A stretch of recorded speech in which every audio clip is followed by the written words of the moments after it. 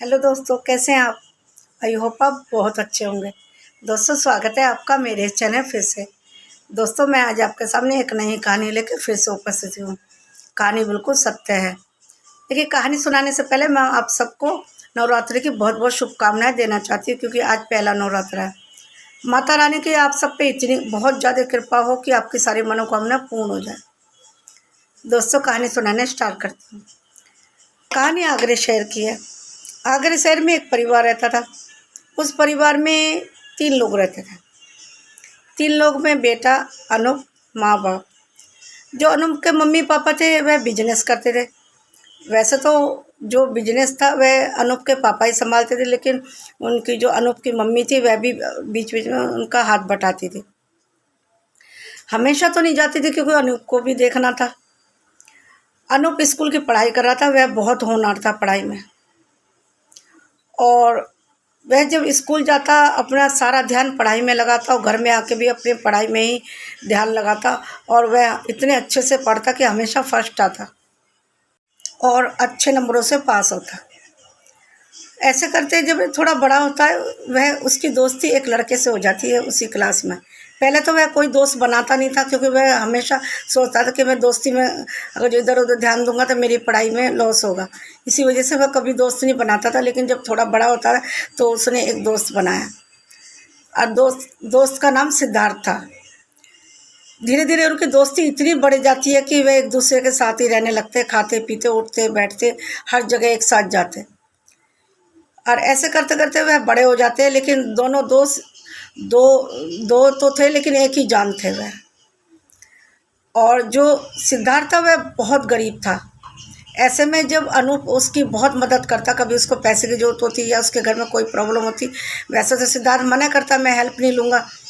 लेकिन अनूप कहता, तू मेरा कैसा दोस्त है, हम तो इतने एक दूसरे के जान हैं, तो तू मेरी हेल्प नहीं लेगा तो मुझे बहुत बुरा लगेगा। मैं तेरा भाई की तरह हूँ, दोस्त तो हूँ लेकिन भाई भी तो हूँ मैं तुम्हारा। ऐसे करके वो उसकी बार बार मदद करता। ऐसे करते करते दोनों बड़े होने के बाद कॉलेज पहुँच जाते हैं। और कॉलेज पहुँचने के बाद वह अपनी बहुत अच्छे से पढ़ाई करते हैं। लेकिन सिद्धार्थ है ना, पढ़ाई में थोड़ा कमज़ोर था। उसके नंबर अच्छे से नहीं आते थे। और अनूप के नंबर बहुत अच्छे आते थे, वह हमेशा फर्स्ट आता था। ऐसे में जो अनूप था उसको कहता, कोई बात नहीं, तुम पास तो हो जाते हो, ऐसे कोई चिंता मत करो, मैं तुम्हें आगे तक ले जाऊंगा। तुम्हें कभी भी कोई मदद हो, जॉब की ज़रूरत हो, पैसे की ज़रूरत हो, तो मैं करता रहूँगा। तुम चिंता मत करो, दुखी मत हुआ करो, क्योंकि मुझे तुम दुखी होते हो तो मुझे बहुत बुरा लगता है। अनूप का नेचर बहुत ही अच्छा था, बहुत ही अच्छा लड़का था वह। ऐसे करते जब वे कॉलेज की पढ़ाई पास करते हैं और जब कॉलेज ख़त्म हो जाता है उनका, वह कहते हैं कि अब तो हमें जॉब करनी चाहिए। तो सिद्धार्थ कहता है, मेरे तो मार्क्स बहुत अच्छे नहीं आए, मुझे कहाँ जॉब मिलेगी, और तुझे तो अच्छी मिल जाएगी कि तू तो बहुत अच्छे नंबरों से पास हुआ है और तू फर्स्ट भी आया। ऐसे में अनूप कहता, तुम पागल हो गया है, जॉब तो सबके लिए होती है। तेरी और मेरी देखना, हम दोनों एक साथ ही जॉब करेंगे, मैं तुझसे वादा करता हूँ। ऐसे करके दोनों प्लान बनाते हैं, चलो हम दोनों एक साथ जॉब करेंगे। आगरे में तो जॉब मिलेगी नहीं, चलो हम दूसरे शहर में जाकर जॉब करेंगे। ऐसे करके दोनों प्लान बनाते हैं। और ऐसे जब एक साथ प्लान बनाते हैं, अपने अपने घरों में बताते हैं। पहले तो वह मना करते हैं, फिर वह मान जाते हैं। चलो, जॉब तो करनी है जीवन चलाने के लिए, चाहे कितना भी कोई बिजनेसमैन हो, लेकिन काम तो करना पड़ेगा। दोनों जब प्लान करते हैं तो फिर दोनों के घर वाले मान जाते हैं और दोनों मुंबई पहुँच जाते हैं। मुंबई जाने के बाद वह एक पीजी लेते हैं, पीजी में रहने लगते हैं। जब वह पीजी लेते हैं तो एक साथ ही रहते हैं, और जब इंटरव्यू देने जाते हैं दोनों साथ जाते हैं। और सारा खर्चा अनूप ही उठाता है उसका। और उसने ये कहा था, तू चिंता मत कर, पीजी का खर्चा भी मैं ही दूंगा, तू कभी भी चिंता मत कर, कभी भी निराश मत हुआ कर।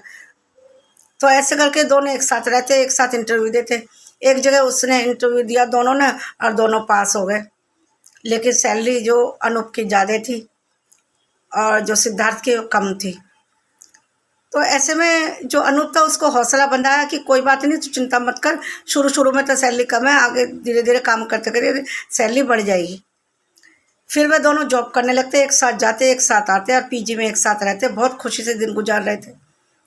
ऐसे करके उसने अनूप ने इसकी इतनी हेल्प की कि सिद्धार्थ को पता ही नहीं चला कि मेरी कब परेशानी ख़त्म हो गई। और अपने घर में भी बताता कि अनूप मेरी बहुत हेल्प करता, सारी बात बताता।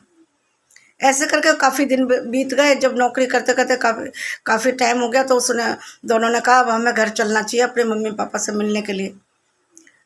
दोनों तो एक ही शहर में रहते थे, थोड़ी दूरी पे रहते थे, लेकिन स्कूल तो एक साथ ही जाते थे दोनों, लेकिन घर उनका अलग था। ऐसे करके जब वह घर जाने का प्लान बनाते हैं तो वह टिकट बुक करते हैं और फिर वह घर के लिए रवाना होते हैं। और रवाना होने के बाद क्या करते हैं, वहाँ जाकर अपने अपने परिवार से मिलते हैं। लेकिन उसके सिद्धार्थ के माँ बाप कहते हैं कि क्या तुम्हें इतनी कम सैलरी मिली, अनूप को देखो कितनी अच्छी सैलरी मिली। तो ऐसे में वह कहता कि उसकी तो वह बहुत फर्स्ट आता था, पढ़ाई में बहुत अच्छा था, इसी वजह से उसके बहुत अच्छे मार्क्स आते थे, इसी वजह से उसकी सैलरी ज़्यादा है। और ऐसे करके उसके घर वाले उसको बहुत ताना देने लगे, सिद्धार्थ के देखते दोनों बड़े हुए एक साथ तुम, और एक ही साथ कॉलेज गए हो, सब कुछ एक साथ, और वह इतना आगे बढ़ गया और तू पीछे रह गया, इतनी कम सैलरी तेरी। ऐसे करके सिद्धार्थ को भी थोड़ा बुरा लगने लगा, वह भी थोड़ा थोड़ा ज्वेल्स होने लगा अनूप से। ऐसा करके वह सोचता है कि हाँ सच में अनूप तो बहुत आगे चले जाएगा, इसकी इतनी सैलरी अच्छी है और मेरी इतनी कम है। और क्योंकि उसने सिर्फ कॉलेज की पढ़ाई की थी, और जो अनूप था उसने और दूसरा भी कोर्स किया हुआ था, तो उसकी जॉब तो अच्छी लगनी थी और पढ़ाई में भी होनहार था। तो सिद्धार्थ थोड़ा थोड़ा जलने लगता है अनूप से।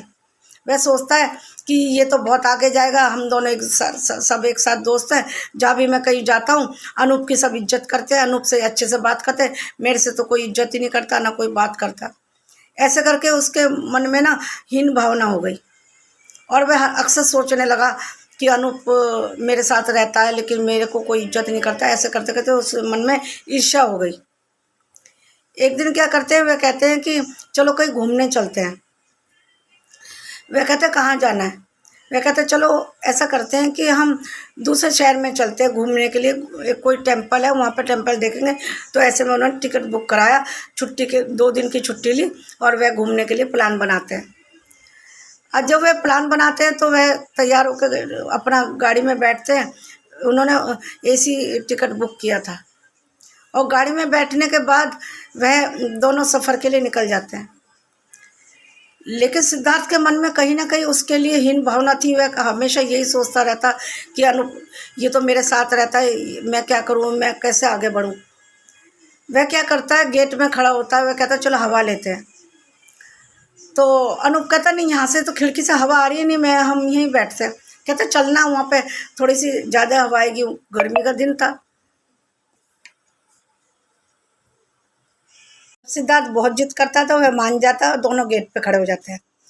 और गेट पे खड़े होने के बाद बहुत हंसी मजाक करते हैं, बहुत देर तक बात करते हैं। लेकिन सिद्धार्थ के मन में ना जाने क्यों उसके प्रति हीन भावना थी, और वह सोचता रहता है। और सोचते सोचते वह यही सोचता है कि ये कितना आगे बढ़ गया है, कितने अच्छा है ये, और ये सब बातें सोचता है।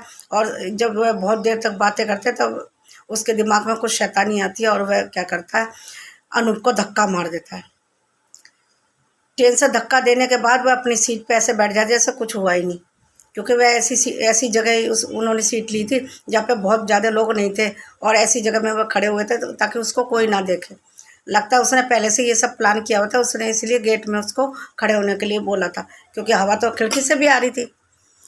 ऐसे करके जब उसने उसको धक्का दे दिया, और फिर वह चुपचाप सीट पे बैठ गया, और अपने जहाँ पे टिकट बुक कराई थी वहाँ उतर के दर्शन करके वह अपने वापस पीजी में आ गया। पीजी में आने के बाद वह आराम से रहने लगता है। लेकिन दूसरे लोग पूछते हैं कि तुम तो एक साथ गए थे, अनूप कहाँ है। वह कहता है अनूप अपने घर में किसी काम से गया, उनके घर में कोई काम था, बीच में वो अपने घर चला गया।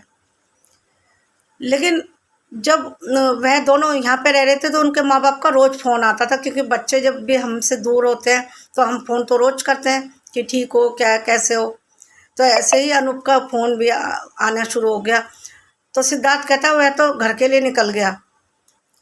ऐसे में उसके माँ बाप कहते हैं वह तो यहाँ नहीं आया। उनको बहुत शक होता है कि सिद्धार्थ को तो सारी बात पता है, एक साथ रहते हैं, खाते पीते उठते हैं, तो इसको तो पता होना चाहिए, घर में आया और बताया भी नहीं। ऐसे करके वह पुलिस कंप्लेन करते हैं। पुलिस कंप्लेन के बाद छानबीन होती है, फिर एक लाश मिलती है, उसकी शिनाख्त होती है, पता चलता है वह अनूप ही था।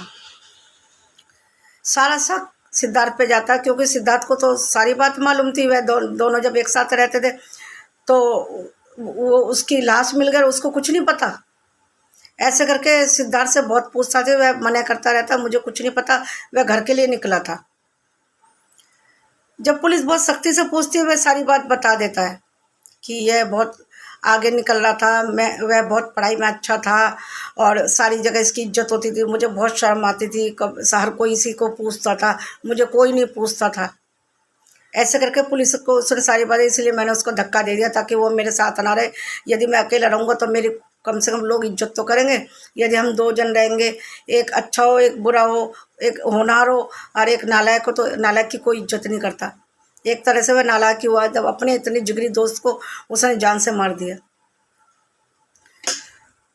दोस्तों, मेरा ये कहानी सुनाने का मकसद सिर्फ ये है, यदि आपकी कोई मदद करता है, हमारी कोई मदद करता है, उसके बदले में हम उसको कुछ ना दें, क्योंकि हम दे ही नहीं सकते, क्योंकि वो हमारी मदद कर रहा, हम क्या देंगे। लेकिन हम उसकी इज्जत तो रख सकते हैं, उसका एहसान तो मान सकते हैं, दिल ही दिल में मान सकते हैं, उसको जताते नहीं। अनूप तो इतना अच्छा था, मदद भी कर देता था, कभी जताता भी नहीं था। उसको लगता ही नहीं था उसने कब मदद कर दिया और कैसे क्या कर दिया उसको। इतना होनहार था अनूप, और तुमने उसके बदले में क्या दिया, उसको मौत। दोस्तों, इंसानियत कहीं ना कहीं मर ही गई है। कितनी दुख की बात है, उनके घर का चिराग हमेशा के लिए तुमने बुझा दिया। उसमें अनूप की कहाँ गलती थी, वह पैसे वाला था, होनहार था, वह तो अपने बलबूते पे ही आगे बढ़ा था। तुम तो गरीब घर के थे, तुम भी मेहनत करके आगे बढ़ सकते थे, लेकिन तुमने ऐसा नहीं किया। हमेशा उसने तुम्हारी मदद की, तुम उसके सहारे से आगे बढ़ सकते थे, लेकिन तुम नहीं बढ़े और बदले में तुमने उसके हीन भावना पाल ली। यहाँ गलती कहीं ना कहीं माँ बाप की भी है। माँ बाप को नहीं दिखा कि उसकी कितनी हेल्प करते थे, घर की के उसके घर की भी कितनी बार हेल्प की, उसके बेटे की भी हेल्प की। उसके मन में जो जहर का कीड़ा था, वह उसके घर वालों ने ही डाला था सिद्धार्थ के दिमाग में, ये सारी बातें। और ये सारी बातें घर वाले ही दिमाग में डालते हैं। यदि सिद्धार्थ के घर वाले ये सब बातें ना कहते तो शायद सिद्धार्थ कभी ऐसा ना करता। हम माँ बाप को भी चाहिए अपने बच्चों को अच्छी से अच्छी शिक्षा दे और ये बोले कि वह अपने बलबूते पे आगे बढ़ाए, अपनी किस्मत से आगे बढ़ाए, ना कि हम ये कहें कि वो आगे क्यों बढ़ गया। और दोस्तों, जो भी कोई होनहार होता है, अच्छा होता है, सब उसकी इज्जत करते हैं। इज्जत कमाई जाती है, अपने ही बलबूते पे कमाना पड़ता है इज्जत। तुम भी कमा लेते, लेकिन तुमने ऐसा नहीं किया। तुमने क्या किया, उसको मौत के घाट उतार दिया। दोस्तों, बस मेरी ये कहानी यहीं समाप्त होती है, लेकिन प्लीज़ कभी भी ऐसा किसी के साथ भी ना होने दें। बस मेरी ये कहानी यहीं समाप्त होती है। प्लीज़ उससे पहले मैं आपसे विदा लूँ, मेरे इस चैनल को लाइक शेयर सब्सक्राइब जरूर कर देना। मिलती हुई अगले वीडियो में, तब तक के लिए नमस्कार। जय माता दी।